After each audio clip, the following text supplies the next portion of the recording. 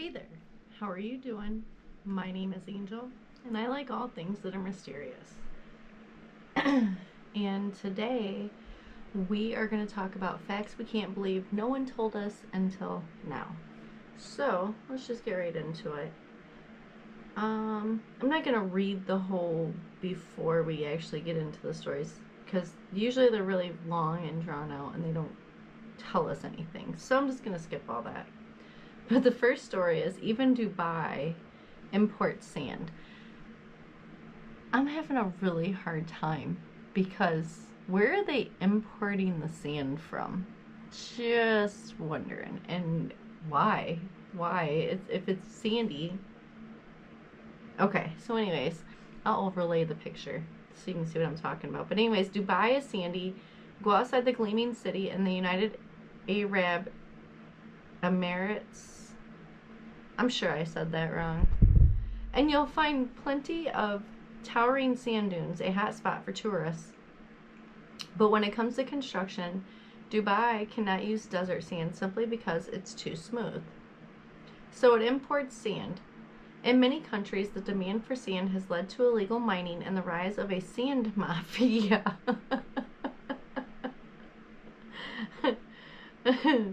In 2014 alone, Dubai imported $456 million worth of sand, gravel, and stone. What do you think? Now you tell me. I mean, that was a good one. I did not know that. Anyways, 2 powerful nuclear bombs accidentally fell on North Carolina. What? I didn't hear about any of that. Okay, so let me X out these ads before it crashes the page. On January 24th, 1961, North Carolina barely avoided tragedy. A B-52 carrying 2 powerful Mark 39 nuclear bombs broke up mid-flight. The 2 bombs fell and landed just outside of Goldsboro. Had they detonated, North Carolina would have been a tragic memory, as the bombs were 200 to 300 times more powerful than the ones that destroyed Hiroshima and Nagasaki. That's insane. The force of the aircraft's mid-air mishap began the fusing sequence on both bombs. The first was found with its nose embedded 2 feet into the ground, and only the safe switch prevented a detonation.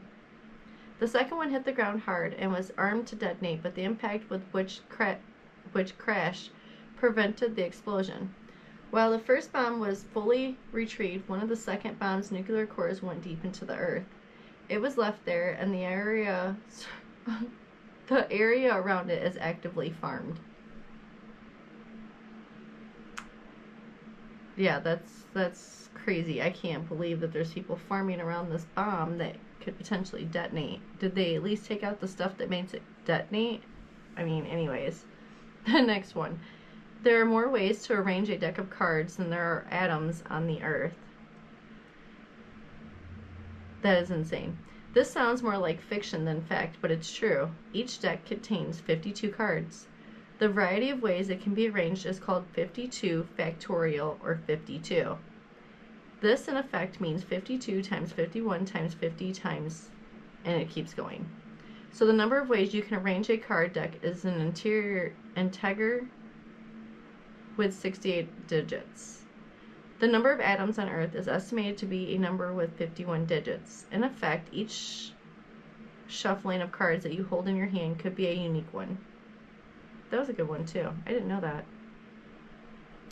Next one. The only Japanese passenger on RMS Titanic was shamed by his country for being alive. Oh, he's got a name. He's got one heck of a name. Masabami Hosono was an employee of the Japanese Transportation Ministry who traveled to Russia and then to England to study railway operations. Today's been a day.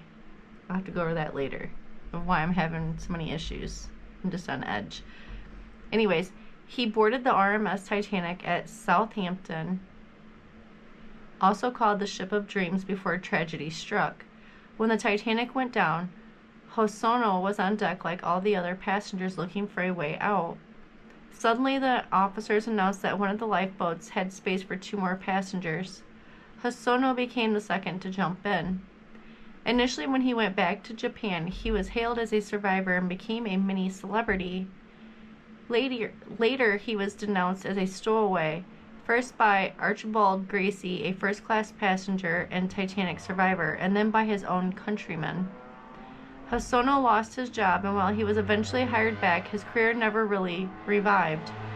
The shame persisted until his death in 1939 and even after. That was another good one. I didn't know that either. So he was a stowaway on the Titanic, or did he just make up the story? It really didn't tell me. Well, anyways, the next story. If marsupials are chased by a predator, they sacrifice the joey. Shut up. There are many cases of altruism in the animal world. Sometimes animals sacrifice themselves for the betterment of the herd, and animal mothers can fiercely defend their babies. But when it comes to marsupials, the pouch-bearing natives of Australia, the opposite can be true. If chased by a predator, marsupials like kangaroos, wallabies, and even the ever-smiling quokka may let the joey fall out of the pouch. The abandoned joey makes a fuss and unwittingly distracts the predator. The mother is alive to have another baby while the poor joey becomes the predator's meal. That is messed up. That is seriously messed up. I did not know that. In 1989, an asteroid nearly hit Earth. March 23, 1989 is celebrated as Near Miss Day, and for a good reason. On that day, the Earth had a close call when an asteroid half a mile across whizzed by at us at a distance of 400,000 miles. This does not sound close, but Earth had been in that same spot a mere 6 hours earlier. We didn't learn of the close encounter until 9 days later. The closest call since then was in January 1991, when an asteroid approximately 30 feet wide passed within 106,000 miles of Earth. That's crazy too, and they say that Earth's constantly hit by asteroids and meteorites and stuff, so they know this. Anyways, next story. Franklin D. Roosevelt ordered a hidden anti-gay investigation in the Navy. Really? I wonder why I've never heard of this either. It's like I've been living under a rock my whole life. When Franklin D. Roosevelt was Assistant Secretary of the Navy and hoping to advance his political career, he thought of a purification program. He wanted to clean the Newport Navy of any LGBTQ plus individuals, or inverts, as non-heterosexual people were called back then. He went with a request to Attorney General A. Mitchell Palmer to start an undercover investigation in the U.S. Navy. When refused, Roosevelt did so anyway. Undercover operatives infiltrated the Navy to get close to the serving men and cadets who were gay or otherwise effeminate. They were encouraged to get sexually involved with such men so they could be caught and charged with vice, homosexuality, and depravity, homosexual acts. The undercover operatives were legally protected, but the men they entrapped were stripped of rank and convicted. This has gone down in history as the Newport sex scandal of 1919. That's another messed up story. I didn't know that either. And really, Roosevelt... It was Roosevelt. Wow. Well, anyways, the next story. The Netherlands commemorates all fallen World War II soldiers annually with 2 minutes of silence. This one's very short. The Dutch remember the fallen. Every year at 8 p.m. on May 4th, National Remembrance Day, the Netherlands observes a 2-minute silence in honor of all civilians and soldiers who lost their lives in the Kingdom of the Netherlands or elsewhere in the world since World War II. A commemorative service takes place at the National Monument on the Dam Square in Amsterdam prior to the silence. Another messed up story right there.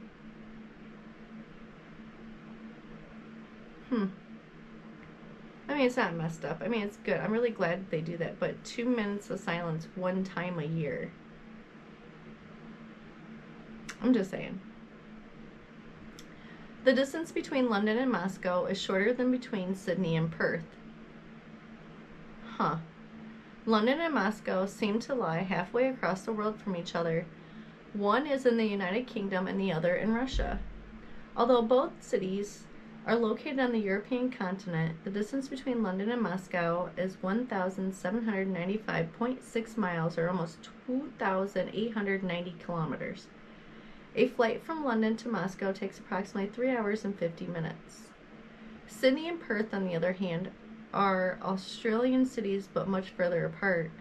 The distance between the two is 2,444.5 miles, or 3,934 kilometers. The approximate flight time between the two is a surprising 5 hours. That's shocking. I didn't know that. And, you know, one's in Russia, and one was, what did it say? One is in the United Kingdom and the other in Russia. So it's actually closer than two cities that are in the same continent, essentially. But anyways. Aww. A litter of kittens can have different fathers. Cats are introduced ovulators, meaning the act of copulation triggers the release of multiple eggs from the ovaries. God, I can't talk today. Into the uterus. The eggs remain in utero for 24 hours. If the female mates with multiple males, each egg can technically be fertilized by a sperm from a different donor called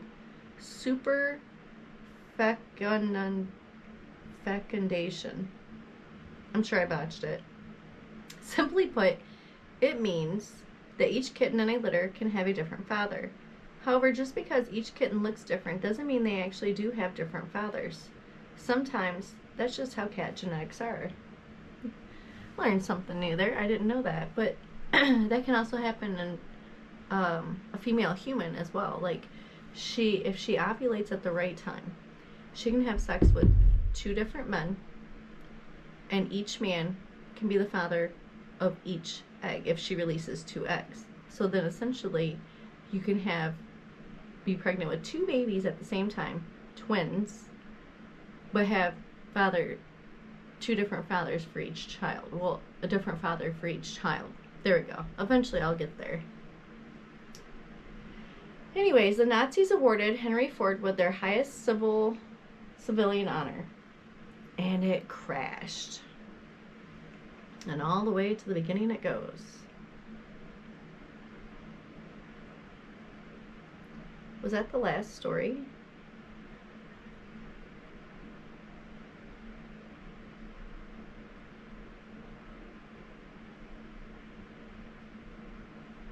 Yep, we learned about the cats. Okay, on Henry Ford's 75th birthday in 1938, he received what most people today would call a dubious honor. His gift was the Grand Cross of the Supreme Order of the German Eagle, the highest honor Nazi Germany could give to any foreigner. Ford became the first American recipient of the award, created by Adolf Hitler in 1937. It was said that Hitler greatly admired Ford and tried to do with the Volkswagen Beetle what Ford did with the Model T. To be fair to Ford, while he was anti-Semitic, he was also anti-war and refused to go to Germany to receive the honor. So the honor had to come to Dearborn, Michigan. Anyways, the next story. The first ever hot air balloon passengers were barnyard animals. 6 years before French citizens decided to revolt against royalty, the world's first hot air balloon took to the air. In 1783, King Louis the 1516, his wife Marie Antoinette, and 130,000 French citizens watched as the balloon went aloft. The first passengers were barnyard animals, however not humans. More specifically, a sheep, a duck, and a rooster flew over Versailles in an 8-minute flight. The balloon landed in the woods safely with the barnyard trio intact. That's great. I love that. I love that. Okay, so baby formula has actually been around for more than 150 years. Baby formula, a manufactured supplement for breast milk. I'm a huge breast milk advocate, though. Especially if your baby's having issues. If your baby is having dietary issues because of the formula you are giving them, It's because it's not made for that baby. Your breast milk is made for that baby, and your baby would not have no issues with digestive issues if you just breastfed them. Just saying. Just saying. Although there are rare instances where babies have been allergic to their mother's breast milk and had to do supplements, but it's very rare. My son was a bottle baby. My daughter was a breastfed baby. And my son wasn't really all that sick. My daughter really wasn't all that sick. So other than that, like, I don't see any big differences because I did both. But it's so much easier to just breastfeed them. Pop out a boob. There you go. You ain't got to get up in the middle of the night to go make a bottle. There's that. There's that. There's that. I don't understand. So anyways, huge breastfed baby advocate here. Anyways, let's see. Baby formula, a manufactured supplement for breast milk, is a fairly modern invention, but probably not as modern as you think. It was invented in the 1800s. The first supplements for a mother's milk were other women known as wet nurses, who filled in to feed babies for wealthy mothers or those who were unable to breastfeed. That's the other one too. You just can't. And that can happen too. Wet nursing began as early as 2000 BCE and was common in Europe and America during the 1700s. Brunettes rather than blonde or red-headed women were preferred as wet nurses because their milk was thought to be more nutritious. I don't think it matters what color their hair is. In the 1800s, attention turned instead of finding substitutes for breast milk. The first option considered was milk from animals such as cows, goats, horses, and donkeys, served fresh, heated, or diluted. Before baby bottles and rubber nipples were invented, infants were fed via spoon or a container like a cow's horn covered with cloth, paper, or a sponge to serve as a nipple. Doctors noticed, however, that infants fed cow's milk had a higher mortality rate and digestive problems. In 1838, German scientist Johann Franz Simon analyzed both types and found that cow's milk had more carbohydrates and less protein than human milk. In 1860, German chemist Justus von Liebig created the first commercial baby food, a powder that consisted of wheat and malt flours and potassium bicarbonate, meant to be mixed with warmed cow's milk. In 1870s, Nestle's infant food made from malt, cow's milk, sugar, and wheat flour diluted with water was sold in the U.S. Other companies created their own formulas, and the ingredients or percentage of ingredients changed in the following decades based on findings from doctors and scientists about the most optimal nutrition for babies. Other improvements included pasteurization to kill bacteria and evaporation to make milk more digestible. In the early 1900s, manufacturers tried making infant formula more like human milk, adding ingredients like maltose, dextrin, calcium, phosphorus, cod liver oil, and other animal and vegetable fats. One such product was called Similac because it was supposed to be similar to lactation. Later additions included soy and iron. The number of women who breastfeed reached a low in the 1960s when people thought formula was more nutritious, and companies provided formula for free to new mothers in hospitals. In the U.S., the Infant Formula Act of 1980 set standards for ingredients testing and manufacturing. In more recent decades, companies have developed special formulas for infants who are premature, lactose intolerant, or have other medical problems or needs. And that was actually the last one. That was probably the longest one, too. Anyways, on that note, that was from the ranker.com website. And like I said before, that I had a lot of stuff on my mind, so I do. I have a lot of stuff on my mind. My work never called me. I called them twice on Monday. And I spoke with... First I left a voicemail, and then I spoke with a lady, and she's like, oh, have your boss call you. And I'm like, oh, okay, cool, you know. Tell her I'm just waiting for a phone call. I'm ready to get some more clients and get back to work. She never called me. Wednesday I got a phone call from somebody else in the office, and I told her what was going on. I told her I needed to speak with my boss, and she's like, oh yeah, I'll have her call you. And she never called me. Monday, she was supposed to call me when she got out of a meeting. And then Wednesday, I don't know what the excuse was. It doesn't even matter no more, because when I went to go look to see what time I was supposed to go to my only client's house tonight, they took me off the schedule. So not only did they not talk to me like cowards, I don't really understand that, because I wasn't calling, I wasn't threatening. I was like, I just want to get back to work. I want more clients. And you have to call and then go into the office so you can sit down and talk with them, you know, about potential new clients. And I'm like, okay, well, I don't understand what the big deal is here, because it is what it is. So now I'm back on the job hunt again, because it is what it is. I'm not even going to bother calling them. I already deleted all the apps and everything. I'm done. I didn't get nothing. I got nothing. And then when I tried raising, you know, it's always when I try to do something the right way. I'm like, this client is using and abusing the system. Oh, because I did that, now they just don't want me there no more? Like, it is what it is. I wasn't supposed to be there, apparently. I don't know where I'm supposed to be at, but it's not there, I can tell you that. It's not how you treat people, especially when they're calling you because they want to work. And you say you want people to work for you. That doesn't make no sense to me whatsoever. Whatsoever. I'm just so over it. So, anyways, gonna start making more YouTube videos and live streaming more, since I don't currently have a job, I guess.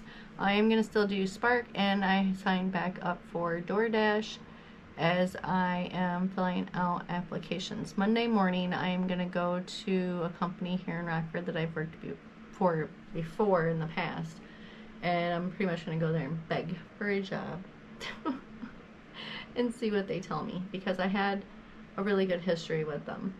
I'd worked there for many years, so I'm assuming that since they're hard up for, you know, people to work, and I'm hard up for a job that'll pay me to do actual work and not put me down constantly, maybe that's what I'm supposed to do.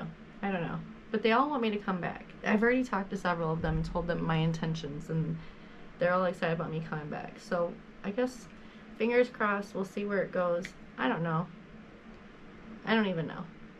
It's been a day today, and I'm exhausted. It's just exhausted. Anyways, on that note, if you liked this video, go ahead and give me a thumbs up. If you would like to see more videos like this, go ahead and subscribe. And as always, I truly appreciate you, and I hope you have a great day, and keep your fingers crossed for me as I do this stupid job hunt thing yet again. And you know, maybe this last time it'll be like the final one. I don't know. We'll see. I do appreciate you, and keep your fingers crossed for me. Alright? And you guys take care. Bye.